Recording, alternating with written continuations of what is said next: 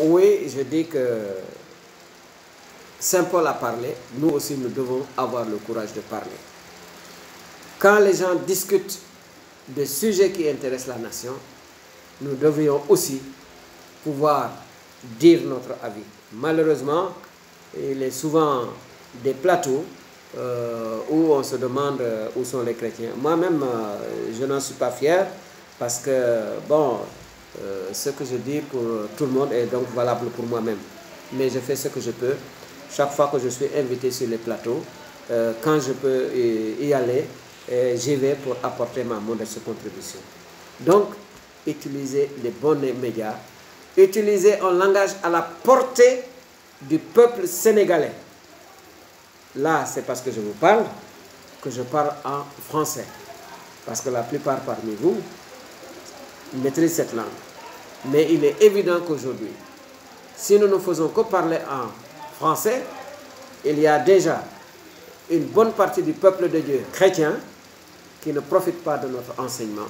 À plus forte raison, la majorité sénégalaise qui est non chrétienne et qui va continuer à croire que notre religion est une religion des Toubabs, à l'occurrence une religion des Français. Mais pour arriver à imiter Saint Paul, ceci suppose, à mon avis, une condition fondamentale, et je reviens là-dessus.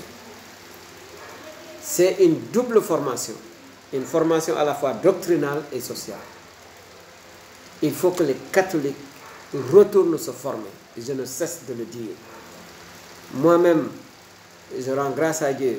Après une formation que j'ai reçue, je me suis encore inscrit pendant 6 ans en cours du soir pour approfondir ma connaissance de Jésus-Christ, avoir plus de raisons d'être fier d'être chrétien et catholique.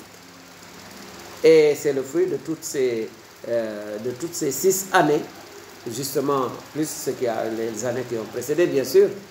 C'est tout cela que je cherche aujourd'hui à partager avec vous. Mais la formation est une condition indispensable. Vous ne pouvez pas témoigner, vous ne pouvez pas bien témoigner si vous ne connaissez pas Jésus-Christ, si vous ne savez pas de qui vous parlez. Formation doctrinale, allez voir qu'est-ce que l'Église a dit sur ça. Sur quoi l'Église se base particulièrement sur la Sainte Bible. Où est-ce que vous trouvez tel ou tel enseignement par rapport à tel ou tel problème de notre temps.